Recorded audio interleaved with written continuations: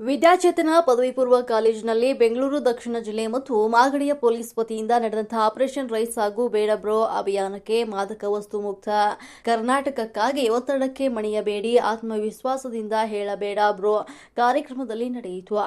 ಸಾಂಸ್ಕೃತಿಕ ಚಿಂತಕ ಹಾಗೂ ಸಾಹಿತಿ ದಯಾನಂದ್ ಅವರು ಮಾತನಾಡಿ, ಮಾದಕ ದ್ರವ್ಯಗಳ ವ್ಯಸನವು ಯುವ ಜನತೆಯ ದೈಹಿಕ, ಮಾನಸಿಕ, ಸಾಮಾಜಿಕ ಮತ್ತು ಆರ್ಥಿಕ ಜೀವನದ ಮೇಲೆ ಗಂಭೀರ ಕೆಟ್ಟ ಪರಿಣಾಮಗಳನ್ನು ಬೀರ್ತಾ ಇದೆ. ಇದು ನಿರಂತರವಾಗಿ ಡ್ರಗ್ಸ್ ಬಳಕೆಯಿಂದಾಗಿ ಯಕೃತ್ತಮ, ಕಿಡ್ನಿ, ಶ್ವಾಸಕೋಶಗಳು ಹಾನಿಗೊಳಗಾಗುತ್ತವೆ ಅಂತ ಹೇಳಿದ್ರು.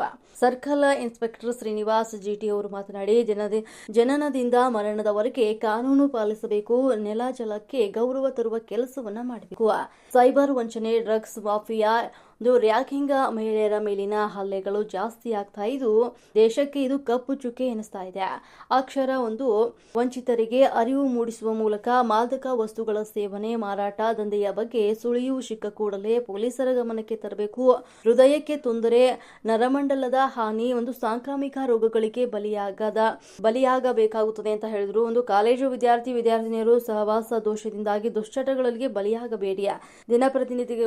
ದಿನಪತ್ರಿಕೆಗಳು ಮತ್ತು ಸಾಹಿತಿ ಕೃತಿಗಳನ್ನು ಓದುವುದು, ಸಂಗೀತ, ನೃತ್ಯ, ಕ್ರೀಡೆಗಳಲ್ಲಿ ತೊಡಗಿಸಿಕೊಳ್ಳುವುದರ ಮೂಲಕ ಬದುಕನ್ನು ಸುಂದರವಾಗಿ ಕಟ್ಟಿಕೊಳ್ಳುವುದು ನಿಮ್ಮೆಲ್ಲರ ಹೊಣೆಯಾಗಿದೆ ಅಂತ ಹೇಳಿದ್ರು. ಅರಿವೇ ಗುರು ಎಂಬ ಗುರುವಾಣಿಯಂತೆ ಅರಿವಿನೆಡೆಗೆ ನಡೆಯುವ ಮೂಲಕ ಗುರು ಹಿರಿಯರು ಹಾಕಿಕೊಟ್ಟಿರುವ ಸನ್ಮಾರ್ಗದಲ್ಲಿ ನಡೆಯಬೇಕು ಅಂತ ಈ ಸಂದರ್ಭದಲ್ಲಿ ಹೇಳಿದ್ರು.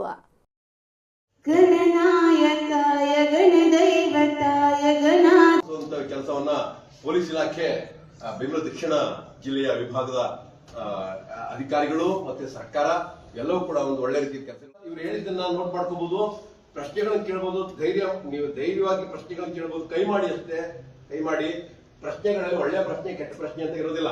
ಅದನ್ನು ತಲೆಲಿಟ್ಕೊಳ್ಳಿ ಪ್ರಶ್ನೆ ಮಾಡಬೇಕು. ಇಡೀ ಕಾರ್ಯಕ್ರಮ ಕೇಳಬೇಕು. ಶಮಿತಾ ಪ್ರಥಮ PUC ವಿದ್ಯಾರ್ಥಿನಿಯಿಂದ ಪ್ರಾರ್ಥನೆಯೊಂದಿಗೆ ಈ ಕಾರ್ಯಕ್ರಮವನ್ನ ಚಾಲನೆ ಮಾಡಿ. ಅಂದ್ರೆ ನಾನು ಈ ಶಾಲೆಗೆ ಕಾಲೇಜಿಗೆ ಬಂದು ಉಪನ್ಯಾಸ ಮಾಡಿದ್ದೆ ಡ್ರಗ್ಸ್ ಸಂಬಂಧಪಟ್ಟಿಗೆ. ಎಷ್ಟು ಮಂದಿ ಫಸ್ಟ್ PUC ಈಗ ತಾನೇ ಮೈಯಿಂದ ಯೂನಿಫಾರ್ಮ್ ಕಲಿಸಿ ಬಣ್ಣದ ಯೂನಿಫಾರ್ಮ್ ಹಾಕೊಂಡಿದ್ದೀರಾ ಅಲ್ಲ. ಈಗ ನಿಮ್ಮ ಕನಸುಗಳು ಬಣ್ಣದಾಗಿರುತ್ತೆ ಅಲ್ವಾ? ಆಸೆ ಆಕಾಂಕ್ಷೆಗಳು ಇರ್ತವೆ, ಏನೇನೋ ಹೊಸ ಆಲೋಚನೆಗಳು ಬರ್ತಾ ಇರ್ತವೆ. ನಿಮ್ಗೆಲ್ಲ ಈಗ ಫ್ರೀಡಮ್ ಸಿಕ್ತಂಗಾಗಿದೆಲ್ಲ ಸ್ಕೂಲಿಂದ, ಕಾಲೇಜಿಂದ ಹಾಗೇನೆ. ಅದು ಸ್ಕೂಲಿಂದ ಕಾಲೇಜ್ ಫ್ರೀಡಮ್ ಅಂತಾನೆ, ನಮ್ಗೆ ಹಾಗೆ ಅನಿಸ್ತೈತಪ್ಪ. ಸೊ ಈ ಫ್ರೀಡಮ್ ಯಾವ ರೀತಿ ಇರ್ಬೇಕು ಅನ್ನೋ ಬಗ್ಗೆ ನನ್ನ ಮಾತು. ಫ್ರೀಡಮ್ ಜಾಸ್ತಿ ಆದ್ರೆ ಏನಾಗುತ್ತೆ? ಶಿಕ್ಷೆ ಆಗುತ್ತೆ. ಯಾವ್ದಾರ ಶಿಕ್ಷೆ ಅಂತ ಹೇಳಿ ಇವತ್ತು ನಾನಾಗಿರ್ಲಿ, ನಮ್ಮ ಇಲಾಖೆ ವತಿಯಿಂದ ಒಬ್ಬ ಸೈಂಟಿಫಿಕ್ ಆಫೀಸರ್ ಬಂದಿದ್ದಾರೆ, ಒಬ್ಬರು ಸೈಕಾಲಜಿಸ್ಟ್ ಸರ್ ಬಂದಿದ್ದಾರೆ. ಅವರೆಲ್ಲ ಹೇಳ್ತಾರೆ, ಸವಿವರವಾಗಿ ಅವ್ರು ನಿಮ್ಗೆ ಹೇಳ್ಕೊಂಡು ಹೋಗ್ತಾರೆ. ನಮ್ಮ ಉದ್ದೇಶ ಇವತ್ತಿಂದ ಏನಿದೆ? ಏನ್ ಕಾಣ್ತೈತೆ ನಿಮ್ಗೆ ಬೋರ್ಡಲ್ಲಿ?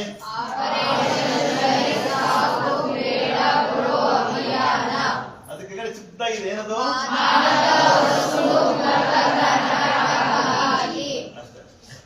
ಮಾದಕ ವಸ್ತು. ನಮ್ಮ ಟಾಪಿಕ್ ಏನ್ ಮಾದಕ ವಸ್ತು ಅಂದ್ರೆ ಏನಂತೀರಾ? ಯಾರಾದ್ರೂ ಹೇಳ್ತಾರ? ಒಬ್ರು ಕೈ ಎತ್ತಿ ಹೇಳ್ಬೇಕು, ಮಾಸ್ ಆನ್ಸರ್ ಬೇಡ ನನಗೆ. ಯಾರಿಗೆ ಮಾದಕ ವಸ್ತು ಡ್ರಗ್ ಅಂದ್ರೆ ಏನಂತ ಗೊತ್ತಿರೋರು, ನನ್ಗೆ ಗೊತ್ತಿಲ್ಲ, ಅಷ್ಟೊಂದು ಗೊತ್ತಿರ್ಲಿಕ್ಕಿಲ್ಲ ಅಂತ, ಆದ್ರೂ ಯಾರಿಗಾದ್ರೂ ಅಟ್ಲೀಸ್ಟ್ ಅದ್ರ ಬಗ್ಗೆ ಏನಾದ್ರು ತಿಳ್ಕೊಬೇಕು ಅಂತ ಕುತೂಹಲ ಏನಂತ ಹುಡುಗರು ಏನೋ ತಿಳ್ಕೊಂಡಿರ್ತಾರೆ. ಯಾರಿಗ ಗೊತ್ತಾ ಮಾದಕ ವಸ್ತು? ಯಾರು ಕೈ ಎತ್ತಿ.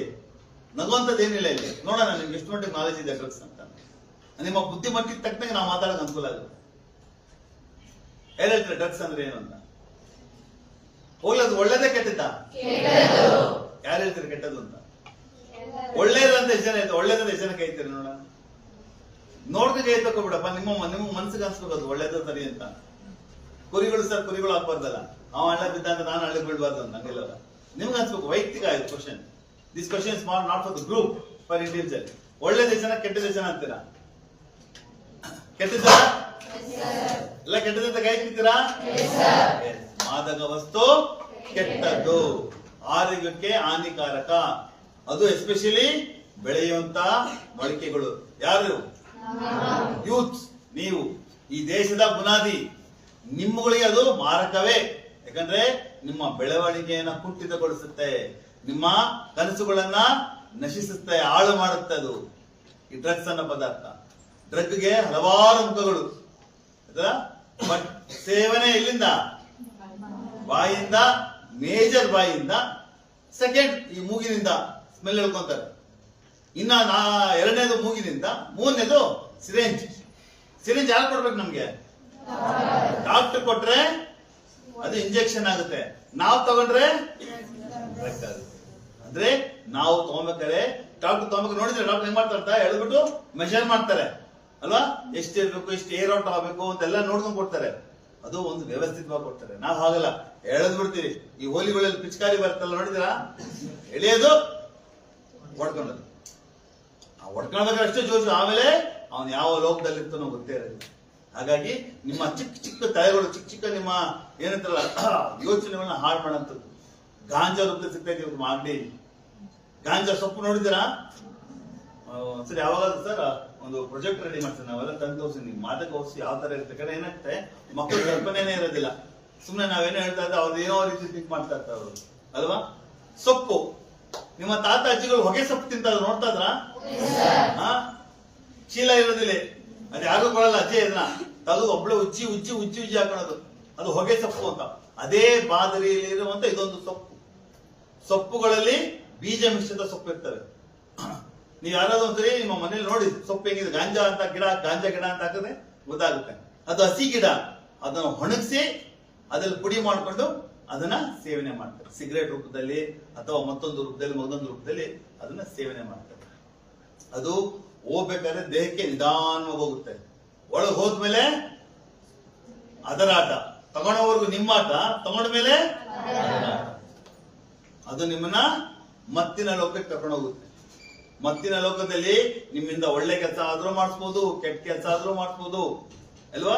ನಿಮ್ಮನ್ನ ಹಾಳು ಮಾಡ್ಬೋದು, ನೀವು ಇನ್ನೊಬ್ಬರಿಗೆ ಹೋಗಿ ಹೊಡಿಬಹುದು, ಇನ್ನೊಬ್ರಿಗೆ ತೊಂದರೆ ಕೊಡ್ಬೋದು, ಏನ್ ಬೇಕಾದ್ರೂ ಮಾಡಿಸ್ತದೆ. ಸುಮಾರು ಜನ ಹುಡುಗರು ಬಂದು ಹೊಡಿತಾ ಇರ್ತಾರೆ, ಚಿಕ್ಕ ಚಿಕ್ಕ ಹುಡುಗರು ಹೊಡಿತಾ ಇರ್ತಾರೆ. ಕೆಲವೊಬ್ರಿಗೆ ಧೈರ್ಯದಿಂದ ಹೊಡಿತಾರೆ, ಕೆಲವೊಬ್ರು ಮತ್ತಿನಿಂದ ಹೊಡಿತಾ ಇರ್ತಾರೆ. ಅಂದ್ರೆ ಇವತ್ತು ಟಾರ್ಗೆಟ್ ಯಾರು? ಮಕ್ಕಳು. Easy target. ನೀವು ನಾವು ಒಂದ್ ಮನೆ ಒಂದು ಕೇಸ್ ಮಾಡಿದ್ವಿ, ಲಾಸ್ಟ್ ಟೈಮ್ ಹೇಳಿದ್ದೆ ಹುಡುಗರಿಗೆ. ಅದ್ರಲ್ಲಿ ಏನ್ ಮಾಡ್ತೀವಿ, ಇಬ್ರು ಹುಡುಗರು ಸಿಕ್ಕಾಕೊಂತಾರೆ ಗಾಂಜಾ ಕೇಸಲ್ಲಿ. ಇಲ್ಲೇ ನಮ್ಮ ಕಲೆಗೇಟಲ್ಲಿ ಮಾರ್ತಾ ಇರ್ತಾರೆ, ಕರ್ಕೊಂಡ್ ಬರ್ತೀವಿ, ಸಿಕ್ಕಾಕೊಂತೀವಿ. ನಿನ್ಗೆ ಯಾರಪ್ಪ ಕೊಟ್ಟರು ಅಂದ್ರೆ ಇಂಥ ಒಬ್ಬ ಮುಸ್ಲಿಂ ಹುಡುಗ ಕೊಟ್ಟ ಅಂತ ಹೇಳ್ತಾರೆ. ಆಯ್ತಪ್ಪ ನಡಿ ಕರ್ಕೊಂಡು ಹೋಗಿ ತೋರಿಸು ಅಂತ ಫೋನಲ್ಲಿ ಕಮ್ಯುನಿಕೇಟ್ ಮಾಡಿ ಕರ್ಕೊಂಡು ಹೋಗ್ತೀವಿ. ಅಲ್ಲಿ ಹೋದಾಗ ಅವನ್ನ ನಾವು ಎಷ್ಟೋ ಸರಿ ಟ್ರೈ ಮಾಡ್ತೀವಿ, ಕರ್ಕೊಂಡು ಬರೋದಿಲ್ಲ. ಕೊನೆಗೆ ಏನ್ ಮಾಡ್ತಾನೆ ಗೊತ್ತಾ, 13 ವರ್ಷದ ಹುಡುಗನ್ ಕಳ್ಸಿಕೊಡ್ತಾನೆ. ಅವ್ನ ಕೈಯಲ್ಲಿ ಅವ್ನು ಪವರ್ ಕೊಟ್ಟು, ಅದು ಒಬ್ನೇ ಬರ್ಬೇಕು, ನೀನು ಒಬ್ನೇ ಬಂದು ಇಸ್ಕೊಬೇಕು, ದುಡ್ಡು ಆಮೇಲೆ ನೀನ್ ಫೋನ್ ಪೇ ಮಾಡಿ ನನಗೆ ಇಸ್ಕೊಬೇಕಾದ್ರೆ ನೀನು ಅವನು ಒಬ್ನೇ ಬರ್ತಾನೆ, ನೀನು ಒಬ್ನೇ ಬಾ. ಫಿಲಮ್ ಅಂತ ತೋರಿಸ್ತಾರಲ್ಲ, ಆ ಕಡೆಯಿಂದ ಇವ್ ಒಬ್ನೇ ಹೋಗೋದು, ಆ ಕಡೆ ಅವ್ರ ಫಿಲಮ್ ಅದೇ ತರ ನಡೆಯುತ್ತೆ. ಯಾಕೆ 13 ವರ್ಷದ ಹುಡುಗನ ಅವ್ರು ಸೆಲೆಕ್ಟ್ ಮಾಡ್ಬಿಟ್ರು ಅಂತ ಯಾಕೆ ಕೇಳ್ಬೋದು ಹೇಳಿ? ಯಾಕೆ 18 ವರ್ಷದ ಹುಡುಗನ್ ಸೆಲೆಕ್ಟ್ ಮಾಡಲಿಲ್ಲ? ಯಾಕೆ ಅವನೇ ಗುದ್ದಾಗ್ ಬರ್ಲಿಲ್ಲ? ಯಾಕೆ 50 ವರ್ಷದ ಮುದುಕನ್ ಸೆಲೆಕ್ಟ್ ಮಾಡ್ಲಿಲ್ಲ? ಯಾಕೆ 13 ವರ್ಷದ ಹುಡುಗನೇ ಸ್ವಲ್ಪ ಒಬ್ರು ಹೇಳ್ಬೇಕು? ಹೇಳಿ ಹೇಳಿ, ಯಾರು ಒಬ್ಬನೇ ಅಂತ ಹೇಳಿ. ತಪ್ಪಿಸ್ಕೊಳಕ್ಕೆ ಯಾರು ಹೇಳಿದ್ದು? ನೋಡಿ, ನಮ್ಮ ಇವ್ರು ಹೇಳ್ತಾರೆ, ನೀವ್ ಹೇಳ್ಬೇಕು ಅದು. ಕರೆಕ್ಟ್. ತಪ್ಪಿಸ್ಕೊಳಕ್ಕೆ. ಯಾಕೆ ಮಕ್ಕಳು ತಪ್ಪಿಸ್ಕೊಬಹುದು? ಮೈನರ್ಗೆ ನಮ್ಮ ಕಾನೂನಲ್ಲಿ ವಿಶೇಷವಾದ ಒಂದು ರಕ್ಷಣೆ ಇದೆ. ಅದಲ್ಲ ಜುವೆನೈಲ್ ಆಕ್ಟ್ ಕೇಳಿದಿರಾ? ಜುವೆನೈಲ್ ಆಕ್ಟ್ ಅಂತ ಒಂದು ಕಾನೂನು ಇದೆ. ಅದರ ಪ್ರಕಾರ ಎಷ್ಟು ವರ್ಷ? 16 ವರ್ಷನ, 17 ವರ್ಷನ, 18 ವರ್ಷನ? 18 ಗೊತ್ತಲ್ಲ? 18 ವರ್ಷ ಒಳಪಟ್ಟ ಯಾವುದೇ ಮಕ್ಕಳು ಅಪರಾಧಿಗಳಲ್ಲ. ಅವನ ನಾವು ಅಪರಾಧಿ ತರ ನೋಡಬಾರ್ದು, ಅವ್ರಿಗೆ ಟ್ರೀಟ್ ಮಾಡಬಾರ್ದು. ಅವರು ಬಾಲ ಅಪರಾಧಿಗಳು, ಅಂದ್ರೆ ಸಂಘರ್ಷಕ್ಕೆ ಒಳಗಾದ ವ್ಯಕ್ತಿಗಳು. ಸಂಘರ್ಷ ಅಂದ್ರೆ ಏನು? ಸರಿ ತಪ್ಪು ಗೊತ್ತಿಲ್ಲದ ಒಂದು ಸಂಘರ್ಷ.